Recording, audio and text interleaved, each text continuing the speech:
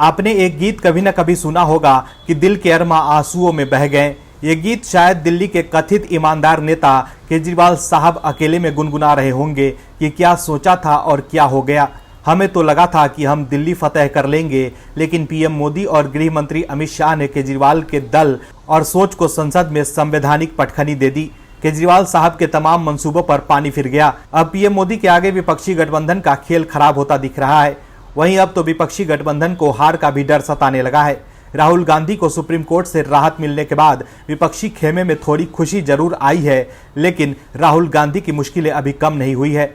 वहीं जम्मू कश्मीर में अनुच्छेद 370 को खत्म किए जाने के 4 साल पूरे हो गए हैं, लेकिन इस मामले पर आज भी राजनीति हो रही है। लेकिन धारा 370 की समाप्ति की घोषणा के 4 साल बाद घाटी की आबो हवा काफी बदली से लगती है। आतंक के नए स्रोत और तरीकों की चुनौती के बीच घाटी में आतंकी घटनाओं में कमी आई है। इसके साथ ही विकास के कामों में तेजी आई है और सरकार निचले स्तर तक लोगों को मुख्य धारा से जोड़ने की मुहिम में जुटी है। वहीं इस खबर में आगे बताएंगे आपको कि कैसे केजरीवाल को लगा है सबसे बड़ा झटका और कैसे राहुल गांधी की बढ़ सकती है मुसीबत और कैसे केजरीवाल की पार्टी को अब मोदी से नया डर सताने लगा है। बने रहिए हमारे साथ अंत तक और देखिए हमारी ये खास रिपोर्ट। आम आदमी पार्टी के नेता उस बच्चे की तरह हो गए जिसे जब परीक्षा में मन मुताबिक नंबर नहीं मिलते तो वो विषय पेपर बनाने वाले और पेपर चेक करने वाले शिक्षक में ही दोष निकालने लगता है। उसी तरह केजरीवाल साहब के नेता भी हैं, जिन्होंने दिल्ली सेवा बिल के खिलाफ ठीक से रणनीति तो नहीं बनाई, लेकिन जैसे ही बिल लोकसभा में पास हुआ आपके नेताओं की बेचैनी बढ़ गई। अब राज्यसभा में भी बिल पास होगा और आप नेताओं को पता चला तो वो कुछ से कुछ कहने लगे। राजनीति के उस अबुद्ध बालक की तरह जो हल्की तैयारी के साथ ही मैदान में उतर गया। जैसे ही बिल लोकसभा में पास हुआ आपके पहले पंक्ति के नेता से लेकर अंतिम पंक्ति के सभी नेता तिलमिलाकर बयानबाजी करने लगे। बताते हैं आपको कि कैसे अपनी हार को सामने देख आपकी बौखलाहट बढ़ गई है। दिल्ली अध्यादेश बिल लोकसभा में पास हो गया।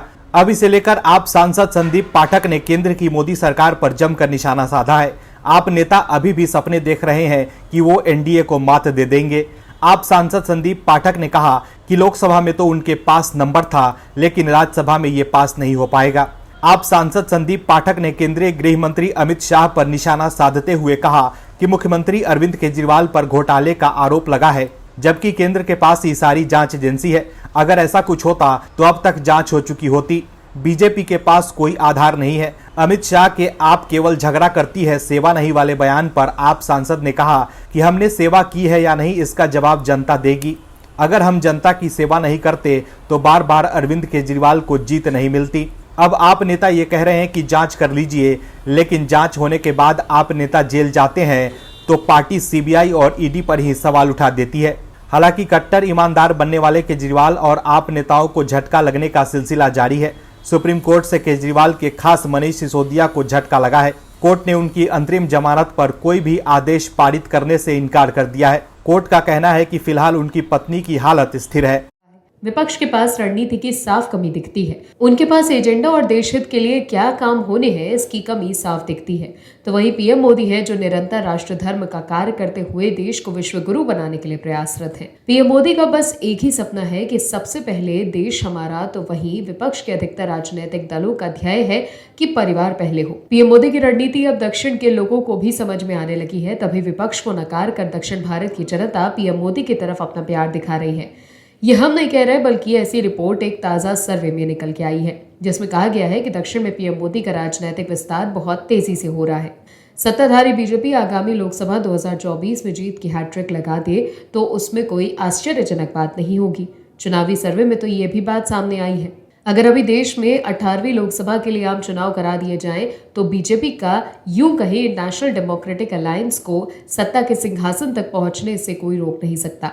बीजेपी धीरे धीरे ही सही, लेकिन दक्षिण में अपने पांव पसार रही है। कर्नाटक विधानसभा में करारी पराजय के बावजूद लोकसभा में बीजेपी के प्रदर्शन में सुधार होता दिख रहा है। कर्नाटक के बाद बीजेपी दक्षिण के जिस दूसरे दुर्ग को भेदने की तैयारी कर रही है वो हैदराबाद से अलग होकर तेलंगाना राज्य है। आइए जानते हैं कि आंकड़ों की दृष्टि से क्या कहता है सर्वे का ओपिनियन पोल। ताज़ा सर्वे की माने तो बीजेपी को आम चुनाव 2024 में 2 सीटों का सीधा फायदा मिलता दिख रहा है। पिछली बार बीजेपी को 4 सीटों पर विजय मिली थी। वहीं इस सर्वे के मुताबिक इस बार बीजेपी एनडीए को 6 सीटें मिल रही हैं। वहीं विपक्षी महागठबंधन INDIA यानी इंडिया को 2 तथा अन्य को 9 सीटें मिलने का अनुमान है। इसके अलावा सीएम के चंद्रशेखर राव की पार्टी BRS को 8 और असदुद्दीन ओवैसी की पार्टी को 1 सीट मिलती दिख रही है।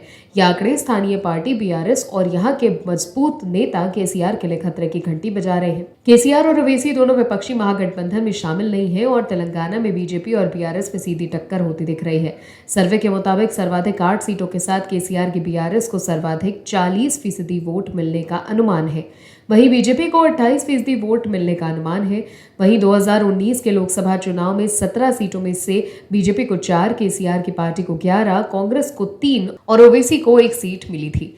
कुल मिलाकर देखें तो विपक्षी गठबंधन बनने के बाद भी विपक्ष के लिए बीजेपी को रोकना मुश्किल होता जा रहा है। तमाम सर्वे एक बार फिर से 2024 में मोदी सरकार की वापसी होती दिखा रहे हैं। देश में एक कहावत है कि खुशी में अधिक खुश होने से अपनी ही नजर लग जाती है। कांग्रेस मुख्यालय में खुशी की लहर है। आयोग से राहत और फिर अयोग्य ठहरा दिए जाने की आशंका के बीच झूलते राहुल गांधी के लिए कांग्रेस कार्यकर्ता झूम रहे हैं। कांग्रेस के नेताओं को ऐसा लग रहा है कि राहुल गांधी देश के प्रधानमंत्री बन गए हैं, लेकिन राहुल गांधी को केवल सुप्रीम कोर्ट से फौरी राहत मिली है। सुनवाई पूरी होने तक सजा पर रोक है, यानी राहुल गांधी को उच्चतम न्यायालय सिर्फ दया दी है, ना कि केस से आजाद कर दिया है। लेकिन खैर, कांग्रेस नेताओं का भी इसमें दोष नहीं है, क्योंकि कांग्रेस के हिस्से में खुशी इतनी ही कम आती है कि वो हर राहत मात्र को जश्न में तब्दील कर देते हैं। पीएम मोदी की मजबूत राजनीतिक छवि ने कांग्रेस की खुशियों पर ग्रहण लगा दिया है। सुप्रीम कोर्ट ने राहत देते हुए राहुल गांधी को डांटा भी है। कांग्रेस नेता राहुल गांधी को शुक्रवार को सुप्रीम कोर्ट से बड़ी राहत के साथ नसीहत भी मिली है। शीर्ष न्यायालय ने केवल मानहानि मामले में उनकी सजा पर रोक लगाई है, बल्कि समझदारी दिखाने के लिए भी कहा है। राहुल ने गुजरात हाईकोर्ट के फैसले के खिलाफ सुप्रीम कोर्ट में याचिका दाखिल की थी। इससे पहले 23 मार्च को सूरत की एक कोर्ट ने उन्हें आपराधिक मानहानि मामले में दोषी पाया था। कोर्ट ने कहा था कि इस बात में कोई संदेह नहीं है कि राहुल गांधी द्वारा कही गई बातें ठीक नहीं थी। सुप्रीम कोर्ट का कहना है कि सार्वजनिक जीवन जी रहे व्यक्ति को भाषण देते समय सावधान रहना चाहिए। सुप्रीम कोर्ट ने अवमानना मामले में राहुल गांधी के हलफनामे को स्वीकार किया और कहा कि नेता को सावधान रहना चाहिए था। सुप्रीम कोर्ट ने कहा कि जब तक इस मामले की सुनवाई पूरी नहीं हो जाती, तब तक राहुल गांधी के दोष सिद्धि पर रोक लगी रहेगी। वहीं सुप्रीम कोर्ट का फैसला आने के बाद बीजेपी सांसद मनोज तिवारी ने कहा कि माननीय सुप्रीम कोर्ट के हर फैसले का स्वागत है। अब ये राहत है या आफत, ये तो बाद में पता चलेगा। बता दें कि आपराधिक मानहानि मामले में दोषी ठहराए जाने के बाद राहुल गांधी को सांसदी भी गंवानी पड़ गई थी। मामला साल 2019 का है। तब कांग्रेस नेता राहुल गांधी ने लोकसभा चुनाव में प्रचार के दौरान कर्नाटक के कोलार में एक रैली को संबोधित कर रहे थे। तब उन्होंने नीरव मोदी, ललित मोदी का जिक्र किया था। उस दौरान राहुल गांधी ने मोदी सरनेम पर टिप्पणी की थी, जिसके बाद बीजेपी नेता पूर्णेश मोदी ने राहुल के खिलाफ शिकायत दर्ज कराई थी। वहीं अब सुप्रीम कोर्ट से राहुल गांधी को राहत तो मिली है, पर अभी वो बरी नहीं हुए हैं। सुप्रीम कोर्ट ने भी माना है कि राहुल गांधी का बयान ठीक नहीं था। सुप्रीम कोर्ट ने सजा पर स्टे लगाने के साथ ही राहुल गांधी को नसीहत भी दी है कि वो ऐसे बयान देने से बचे। देश में कई राजनीतिक दल हुए, लेकिन प्रोपेगेंडा चलाने के लिए अगर देश का राजनीतिक इतिहास किसी को याद रखेगा तो वो आम आदमी पार्टी है। देश के राजनीतिक दल इस बात को साबित करने में लगे हैं कि देश में लोकतंत्र खत्म किया जा रहा है, लेकिन देश में प्रोपेगेंडा फैलाने वाले दल आपातकाल को भूल जाते हैं कि सरकार के खिलाफ हल्की से हल्की आवाज को किस बर्बरता से दबा दिया जाता था। ऐसा ही एक एजेंडा आप भी चला रही है कि देश में लोकतंत्र खत्म हो गया है। वहीं लोकसभा में दिल्ली सेवा बिल पर हारने के बाद आपको नया डर सताने लगा है। दरअसल दिल्ली को लेकर लोकसभा में हार के बाद आम आदमी पार्टी को पंजाब में भी शक्तियां छीनने का डर सताने लगा है। जालंधर से आम आदमी पार्टी के सांसद सुशील कुमार रिंकू ने बीजेपी को लेकर दावा किया है कि पंजाब में भी आप सरकार के काम को रोकने की कोशिश की जा रही है और ये वहां भी ऐसा ही कुछ करने की कोशिश कर रहे हैं जो दिल्ली में किया है। वहीं उनसे सवाल किया गया था कि क्या पंजाब में भी आप सरकार को डर सताने लगा है। इसके जवाब में सुशील कुमार रिंकू ने कहा कि पंजाब में ये जिस तरह से हमारी सरकार के काम को रोकने का प्रयास करते रहते हैं, उससे साफ है कि ये पंजाब में भी ऐसा ही कुछ करने की कोशिश कर रहे हैं। अब ये लोग कुछ भी कर सकते हैं। वहीं उनसे पंजाब राजनिवास में टमाटर की एंट्री पर रोक लगाने के राज्यपाल के फैसले को लेकर भी सवाल किया गया। इस पर उन्होंने कहा कि क्या राजनिवास में टमाटर की एंट्री रोक देने से टमाटर सस्ता हो जाएगा। इनको चाहिए कि टमाटर को लेकर जो कालाबाजारी चल रही है उस पर रोक लगाएं, तब जाकर रेट कम होगा। बता दें कि गुरुवार को लोकसभा में दिल्ली सेवा बिल की कॉपी फाड़ने और सदन में उछालने के बाद पूरे सत्र के लिए सस्पेंड किए जाने को लेकर सुशील कुमार ने कहा कि जिस तरह की बात सदन में हुई वो बेहद गलत थी। इस बिल के पास होने से दिल्ली के मुख्यमंत्री अरविंद केजरीवाल की लोकप्रियता और बढ़ेगी। बीजेपी उल्टा उनको चमकाने का काम कर रही है। बता दें कि सुशील कुमार रिंकू आप के इकलौते लोकसभा सांसद हैं। वहीं लोकसभा में दिल्ली सेवा बिल पास होने और आप सांसद के सस्पेंड होने से आप नेता तिलमिलाए हुए हैं। आप सांसद संजय सिंह ने ट्वीट कर लिखा कि पंजाब से आम आदमी पार्टी के बहादुर सांसद सुशील कुमार रिंकू ने दिल्ली के काले कानून के लिए आवाज उठाई तो उन्हें पूरे सत्र के लिए निलंबित कर दिया गया। सड़क और सदन दोनों जगह लड़ाई जारी रहेगी। तो देखा आपने कैसे आप नेता तिलमिलाए हुए हैं। आप नेताओं की बौखलाहट साफ बता रही है कि दिल्ली बिल पास होने से आम आदमी पार्टी के नेता कितने बेचैन हैं। क्या पश्चिम बंगाल की सीएम ममता बनर्जी को अंदाजा हो गया है कि एक बार फिर मोदी ही 2024 में पीएम बनेंगे? विपक्षी गठबंधन में शामिल ममता दीदी को पीएम मोदी और बीजेपी को लेकर अभी से ही चिंता होने लगी है कि बीजेपी बाजी पलट सकती है। देश में लोकसभा चुनाव से पहले एक निजी जरूरत वाला गठबंधन बना है और नाम रखा गया है INDIA, जो अपने अपने हितों को साधने के लिए इस गठबंधन का दामन थामे बैठे हैं। तमाम विरोधाभासों के बाद सत्ता प्रेम ने इन नेताओं को एक मंच पर लाकर खड़ा किया है। किसी का किसी से मेल नहीं है, लेकिन फिर भी हम साथी हैं। इस गठबंधन में लगभग यही कहानी है। इसी गठबंधन की एक नेता है ममता बनर्जी, जिनको शायद अपनी हार इस गठबंधन का हश्र अभी से ही दिखने लगा है।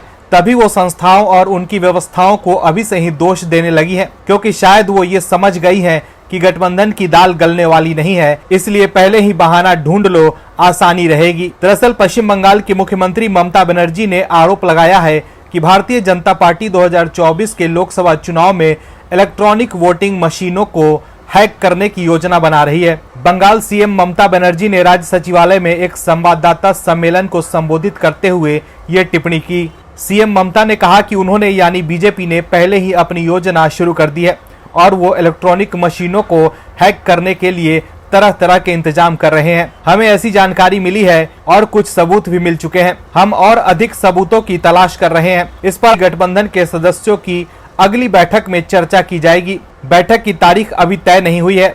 ममता बनर्जी ने एनडीए पर निशाना साधते हुए कहा कि इसके अधिकांश सदस्य छोड़कर चले गए हैं। उन्होंने दावा किया कि विपक्षी गठबंधन लोकसभा चुनाव जीतेगा।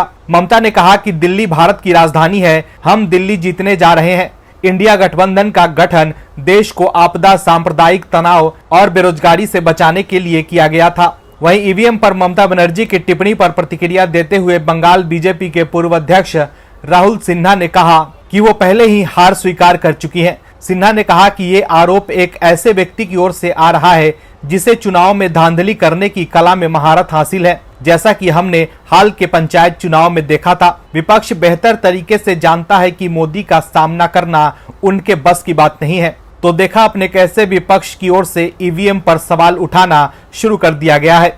ऐसे में सवाल उठ रहा है कि क्या विपक्ष अपनी हार के लिए अभी से ही ईवीएम पर ठीकरा फोड़ने के लिए जमीन तैयार करना शुरू कर दिया है?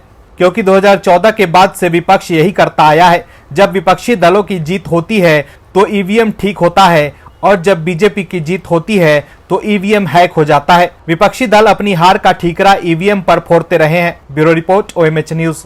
और भी वीडियोस देखने के लिए चैनल को सब्सक्राइब करें और बेल आइकन को दबाएं।